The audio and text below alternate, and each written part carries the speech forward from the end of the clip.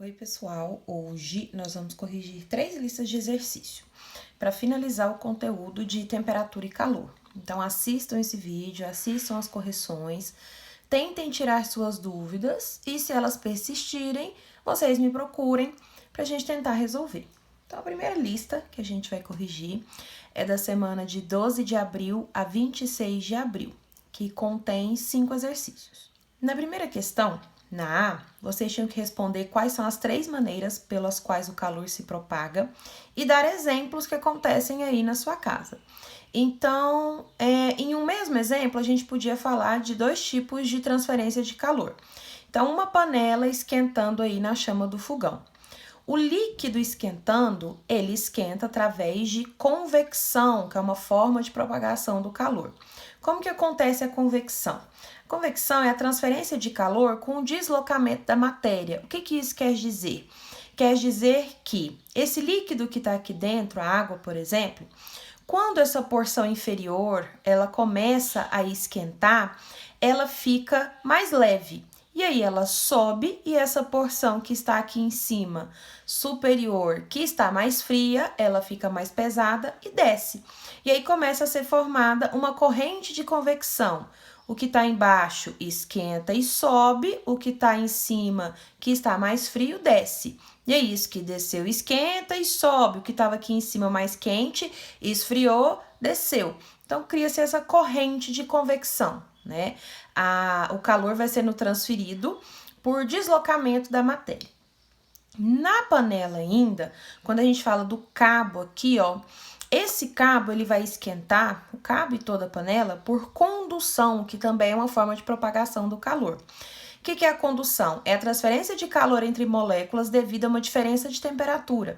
Então, o calor vai passando de molécula para molécula porque elas estão em temperaturas diferentes. Então, essa primeira molécula aqui está mais quente do que essa segunda molécula aqui. A temperatura está maior quando comparada com essa daqui, que está menor. O calor sempre será transferido de onde tem maior temperatura para onde tem menor. E aí o calor vai sendo transferido de molécula a molécula até esquentar toda essa porção. Então, o calor será transferido por condução. Então, por isso, quando a gente põe a mão aqui, ó, na panela quente, se ela for toda de metal, por exemplo, a gente queima, porque o calor será transferido para a nossa mão por condução, de onde está com maior temperatura para onde está com menor.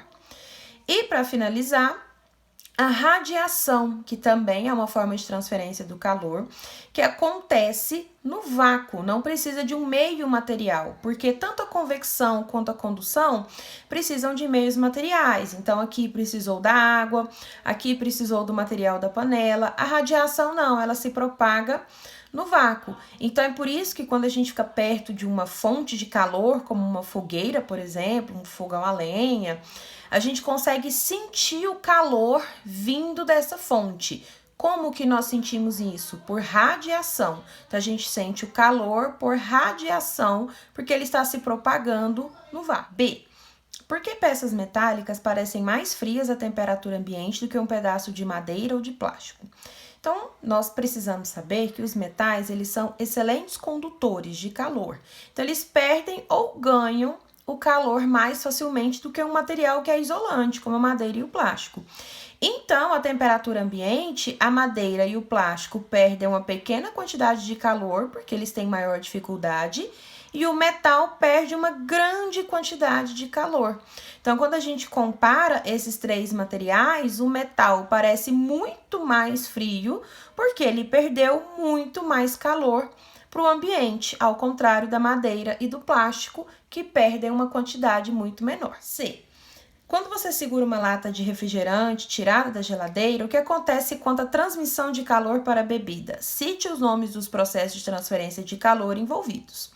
Então, nós temos aqui 3 situações de transferência de calor.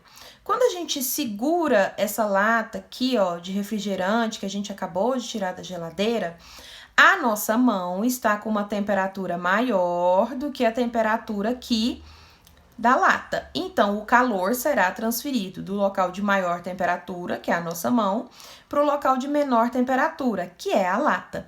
E aí, esse calor será transferido por condução, porque ele vai ser transferido de molécula a molécula, como nós falamos lá no caso da panela. E aí, o calor também vai ser transferido da lata para o líquido, para o refrigerante.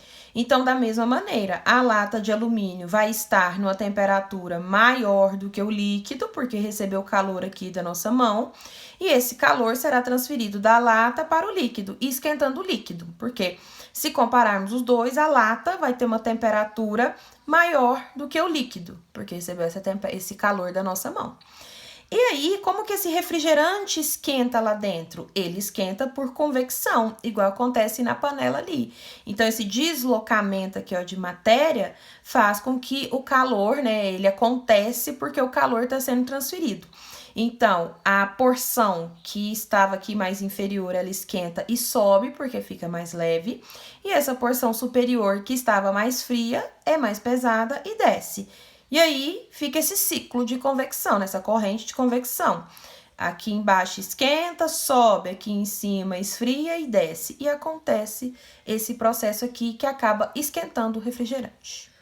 Na 2, supõe que uma pessoa se encontra em uma sala com piso de cerâmica, sobre o qual tem um tapete esticado. E aí a pessoa coloca um pé na cerâmica e outro no tapete ao mesmo tempo. Por que a pessoa tem a sensação de que o tapete está com uma temperatura maior, né? Se ambos estão no mesmo ambiente. Então, por que colocar o pé no tapete te dá uma sensação mais quente e colocar o pé na cerâmica te dá uma sensação mais fria? A cerâmica é um material condutor, então conduz o calor mais facilmente. E o tapete é isolante, ele tem maior dificuldade em conduzir. Então, quando você coloca o pé ali na cerâmica, você perde calor do seu corpo para a cerâmica mais facilmente. Então, você vai ter essa sensação fria. Agora, quando você coloca o pé no tapete, o tapete é isolante, então você não vai perder calor do seu corpo tão facilmente quanto perderia para a cerâmica. E aí você tem essa sensação mais confortável, mais aquecida. Na B, ele quer saber qual que é o principal processo de transferência de calor que ocorre entre os pés e a superfície onde ele está encostado. Então, tanto a cerâmica quanto o tapete vai acontecer transferência de calor por condução, porque o meu pé vai encostar na cerâmica ou no tapete, e aí o calor vai ser conduzido molécula por diferença de temperatura, de onde tem uma maior temperatura para onde tem uma menor. Aí ele percorre esse caminho aqui até chegar no material sobre o qual eu estou pisando. Na 3, quando você se enrola em um cobertor, algum tempo depois se sente mais quente. No entanto, se você embrulhar um objeto num cobertor, ele não fica mais quente, ele continua na mesma temperatura. E aí vocês tinham que explicar. E aqui vocês têm que entender que o cobertor, ele é feito de um material isolante. Isso quer dizer que ele não perde calor tão facilmente quanto um material condutor. O seu corpo, ele é uma fonte de calor. Então, o que vai acontecer? Naturalmente, a gente, se for um dia mais frio, a gente vai perder calor para o ambiente, porque o nosso corpo vai estar numa temperatura maior que o ambiente. E aí o calor sai de um corpo com maior temperatura e vai para um corpo com menor. Quando eu coloco um cobertor, esse calor fica retido entre o meu corpo e entre o cobertor. Porque apesar de eu perder calor para o ambiente, esse material isolante que o cobertor é feito, não deixa com que esse calor saia com tanta facilidade assim para o ambiente. Ele isola. Então, o calor fica entre o cobertor e o meu corpo e me dá essa sensação de aquecimento. Então, não é o cobertor que me esquenta, né? Ele simplesmente faz essa barreira. Ele não deixa o calor sair. Por que um objeto não fica mais quente se eu coloco um cobertor em cima? Porque o objeto não tem fonte de calor. Então, não tem calor para ser retido aqui. Não tem calor sendo perdido. Na 4, um cozinheiro não muito experiente queimou a mão ao misturar uma sopa que estava fervendo com uma colher de metal. Depois que ensinaram para ele que deveria usar uma colher de madeira, ele voltou a queimar a mão, mas dessa vez por mantê-la por muito tempo a uns 10 centímetros acima da sopa fervente. Então, ele ficou com a mão parada lá em cima da sopa e a mão queimou de novo. Na A, qual é o processo de troca de calor responsável pela queimadura provocada pela colher de metal? Então, quando ele coloca a mão aqui na colher de metal, a colher de metal está com a temperatura muito maior do que a sua mão. Então, o calor vai ser transferido de molécula por molécula até chegar ali na mão dele. E aí, essa transferência feita molécula por molécula devido à diferença de temperatura é chamado de condução.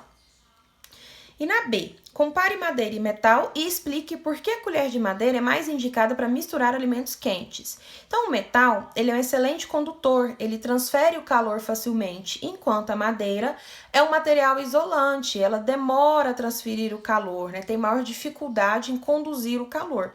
Então, a madeira é mais segura justamente por isso, porque ela não transfere o calor com facilidade. Então, eu consigo manusear essa colher durante muito mais tempo sem receber uma grande quantidade de calor. O que aconteceria se eu segurasse uma colher de metal quente? Como ele é bom condutor, esse calor seria transferido rapidamente para minha mão, causando uma queimadura. Na C, você deveria citar o processo de troca de calor responsável pela segunda queimadura, que é quando ele fica com a mão ali em cima da panela quente. Então, esse processo vai ser a convecção. Por que é a convecção? Porque o líquido está esquentando aqui por convecção. Então, forma-se uma corrente de convecção, que a água quente fica mais leve e sobe, e a água que está aqui em cima está mais fria e desce porque ela fica mais pesada. E aí vira esse ciclo, né? Água quente subindo, água fria descendo. E aí, dependendo da temperatura que essa mistura aqui alcança, esse líquido alcança, o vapor começa a ser liberado, né? Então, essa água aqui começa a liberar vapor de água, porque a água vai sair do estado líquido e vai para o gasoso, devido ao aquecimento causado pela convecção.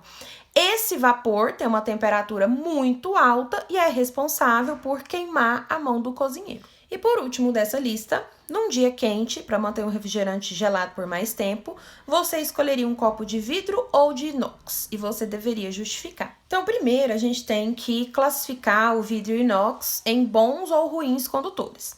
O vidro vai ser o pior condutor entre os dois, porque ele tem dificuldade de conduzir o calor, e o inox vai ser o melhor condutor, porque ele conduz com maior facilidade. O que eu quero fazer? Eu quero evitar que esse refrigerante ele ganhe calor do ambiente. Por quê? O refrigerante está com a temperatura menor e o ambiente está com a temperatura maior. Então, a tendência é que o calor venha do ambiente para o refrigerante, porque o ambiente está com a temperatura maior e o refrigerante com a temperatura menor. Então, eu preciso colocar esse refrigerante em um recipiente que evite essa transferência de calor, né? Então, eu preciso colocar esse refrigerante em um recipiente que não conduza tão bem o calor, que seja isolante, que é o caso aqui do vidro. Porque se eu colocar o refrigerante no recipiente de inox, o calor vai ser conduzido facilmente. Então, o refrigerante vai ganhar muito calor do ambiente. O contrário vai acontecer se eu colocar no copo de vidro. Então, essa passagem de calor aqui, ó, ela vai ser mais difícil e o meu refrigerante fica gelado durante mais tempo. Agora, nós vamos corrigir a lista referente à semana 19 de abril a 23 de abril. A 1 fala da dilatação térmica, que é a variação que ocorre nas dimensões de um corpo quando ele é submetido a uma variação de temperatura. Então, um corpo, quando ele sofre dilatação térmica, quando ele ganha calor, ele aumenta suas dimensões. Quando ele perde calor, ele diminui as suas dimensões. Sabendo disso, você tem que explicar as duas situações a seguir. Então, na A, ele fala da cerâmica, né? Quando o pedreiro coloca a cerâmica, ele sempre deixa uma distância entre elas, que é onde ele coloca aqui o rejunte. Qual que é o motivo para que tenha sempre esse espaço entre as cerâmicas? É justamente a dilatação térmica. Então, a cerâmica é um material que ela dilata quando a temperatura aumenta, então as suas dimensões aumentam. Então, se você não deixa um espaço entre elas, em dias muito quentes, essa cerâmica vai ganhar muito calor, a temperatura vai aumentar e ela vai dilatar. E aí, na ausência desse espaço, uma encontra com a outra e elas podem quebrar, sempre que houver essa variação de temperatura. Então, esse espaço é deixado aqui para que elas dilatem, isso é calculado de acordo com o grau de dilatação delas. Mesmo elas dilatando, aumentando as suas dimensões, elas não vão se encontrar e aí elas não vão quebrar. E na B, se você já percebeu que alguns dias os móveis de madeira, eles fazem barulhos, como se estivessem estralando. Por que que isso acontece? Também por conta de variação de temperatura que pode causar dilatação ou contração desse material. Então, ele vai aumentar as suas dimensões se ganhar calor, vai diminuir as suas dimensões se perder calor. E aí, esse aumentar ou diminuir as dimensões, a dilatação ou contração térmica, pode causar esses barulhos que a gente escuta, como se eles estivessem estralando. Na 2, fala sobre um rapaz que gosta de jogar bola e uma dessas partidas ele torceu o tornozelo e teve que usar compressas frias para diminuir o inchaço. Ele quer saber o sentido da transferência de calor. Se o calor vai ser transferido da bolsa para o tornozelo ou do tornozelo para a bolsa. E aí, para justificar. Para saber disso, é só você identificar qual tem maior temperatura, qual tem menor. Então, a bolsa gelada passou por um processo de resfriamento, então ela tem uma temperatura muito menor do que o tornozelo, que está no nosso corpo e está aí próximo à nossa geração de calor, né? Nosso corpo, ele gera calor. Então, o tornozelo vai estar numa temperatura maior com relação à bolsa. Sabendo disso, você sabe que o calor sempre é transferido do corpo de maior temperatura para o corpo de menor temperatura. Então, o sentido da transferência do calor vai ser do tornozelo para a bolsa gelada. Na 3, ele fala das praias, né? E aí, pra gente reparar na seguinte situação, que na praia, mesmo, né, tanto a água quanto a areia expostos à mesma temperatura, quando você pisa na areia, ela tá muito quente. Mas quando você entra na água, ela tá gelada. Por que que existe essa diferença de temperatura se elas estão expostas à mesma fonte de calor? Aqui a gente tem que lembrar do conceito de calor específico, que é a quantidade de calor que uma substância precisa para aumentar a sua temperatura sem mudar de estado físico. Então, na água, o quanto ela precisa de calor para esquentar, mas sem virar vapor. E aí, quando a gente compara, o calor específico da areia é muito menor que o da água. O que isso quer dizer? A areia precisa de menos calor para esquentar em comparação com a água. Então, o calor específico da areia é baixo e o calor específico da água é alto. Então, a mesma quantidade de calor deixa a areia muito quente, mas a água não fica, porque essa quantidade de calor não é o bastante para que ela seja aquecida. Na 4, também vamos trabalhar com o conceito de calor específico. Então, tinham duas substâncias, X e Y, e cada uma tinha um valor diferente aí de calor específico. Enquanto a substância X precisa de 0,345 de calor para esquentar, a substância Y precisa de 0,875 de calor para esquentar. E aí eu quero saber qual delas vai esquentar primeiro e por quê. E aí vocês podiam, né, fazer um gráfico para demonstrar esse aumento de temperatura, trabalhar aí uma habilidade de vocês. Então, a primeira coisa, entre X e Y, né? X precisa de 0,345 e Y precisa de 0,875. Então, X apresenta menor valor de calor específico e Y apresenta maior. Significa que esse valor aqui, ó, 0,345, esquenta X, mas não esquenta Y. Então, X precisa de menos calor, menos tempo para esquentar, enquanto Y precisa de mais calor e mais tempo. E aí era fácil fazer esse gráfico. Então, aqui você colocava a substância X e Y, né, e o tempo que ia levar. E aí, nessa linha aqui, você colocava o aumento de temperatura. Então, eu fui colocando, né, aumentando aqui 0,1, 0,2 e assim por diante até 1.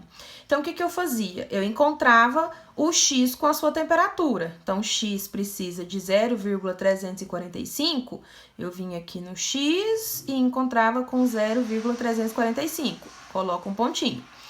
Y eu encontro aqui com o valor que ele precisa para esquentar, que é 0,875. Encontro os dois. E aqui eu consigo visualizar perfeitamente, né, quem demora mais para esquentar, que é Y. Então, Y precisa de um tempo muito maior que X, porque ele precisa de muito mais calor. E aí, na última questão dessa lista, vocês tinham que explicar como que a garrafa térmica consegue manter o café aquecido. E a garrafa térmica, ela utiliza várias estratégias. Então, primeiro, ela é recoberta aí com plástico, né? Então, na base dela tem plástico e na tampa tem plástico também. Esse plástico é isolante, então vai evitar a perda de calor por condução, né? Então, esse calor não vai conseguir passar essa barreira plástica aqui, porque é um material isolante, né? Ele apresenta dificuldades na transferência de calor. Esse revestimento plástico aqui também, né, por fora, também evita essa perda de calor por condução. Internamente, a garrafa ela tem uma superfície de vidro espelhada. Essa superfície espelhada, ela evita troca de calor por radiação. O que vai acontecer? O calor vai ser sempre refletido. Então, quando ele chega nessa parede espelhada, ele volta, ele é refletido. Quando ele chega aqui, ele é refletido, ele volta. Então, o calor sempre fica retido aqui nesse interior espelhado. Ele não deixa a garrafa, então ele vai manter o líquido quente. Ele acaba voltando para esse líquido aqui, no caso, o café. E aí, muito importante também, entre essa superfície espelhada e o revestimento da garrafa, existe um lugar vazio, ó, com vácuo. O vácuo também vai impedir a perda de calor, mas de forma diferente. Ele impede que aconteça a condução e a convecção. Então, como aqui no vácuo eu não tenho nenhum meio material, eu não consigo ter transferência de calor por condução nem por convecção, porque não existe nada aqui para o calor atravessar. Então, ele não é perdido. Esses dois métodos aqui só acontecem se tiver um meio material. Ah, mas o calor não vai ser perdido aqui por radiação, já que radiação acontece no vácuo? Não, porque aqui, ó, a radiação, como eu falei, ela não atravessa essa superfície espelhada. Quando ela chega aqui, ela é refletida. Então, ela não passa da superfície espelhada para o vácuo. E agora, vamos para a última lista, que é do dia 26 de abril até 30 de abril. Então, na 1, a dona Maria, uma cozinheira muito experiente, ela ganhou um conjunto de panelas aí, todo de aço inox. Então, não tinha nenhum outro material, nem nos cabos, nem nas tampas, nada. Tudo era de aço inox. E aí, ela começou a deixar de utilizar. E aí, a família dela percebeu, perguntou, a senhora não gostou do presente e tal, e ela disse que ela estava achando muito difícil usar essas panelas justamente pela ausência de outro material, principalmente aqui, ó, nos cabos. E aí vocês têm que explicar por que uma panela só de aço inox ela é difícil de ser utilizada. E aí, primeira coisa, o inox ele é um material que é bom condutor, então ele conduz o calor com facilidade.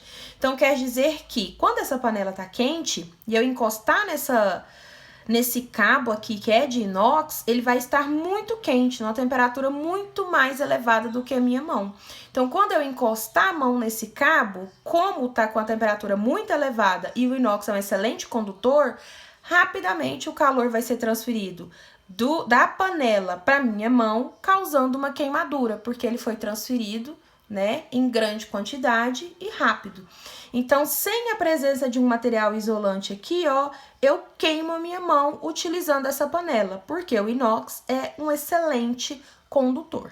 Na 2, a professora de ciências propôs um desafio que vocês tinham que fazer um desenho indicando a agitação e a distância entre as partículas em cada um dos estados físicos, né? Indicando em qual que tem maior energia, qual que tem maior temperatura, e aí vocês tinham que fazer isso para os 3 estados físicos, o sólido, o líquido e o gasoso.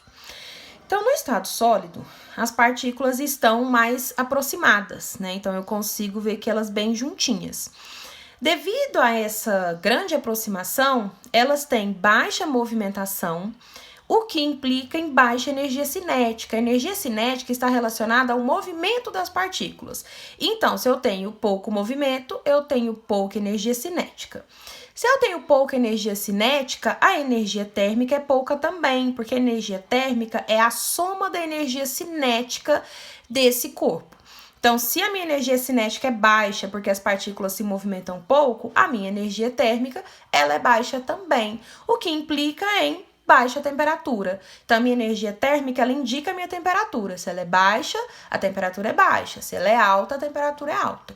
Então, no estado sólido, pouca movimentação, pouca energia cinética resultante dessa pouca movimentação, pouca energia térmica resultante aí da minha baixa energia cinética e eu tenho uma temperatura baixa. No estado líquido, observem aqui, ó, que eu tenho uma movimentação moderada, né? Essas partículas estão um pouco mais afastadas, mas não tão afastadas assim.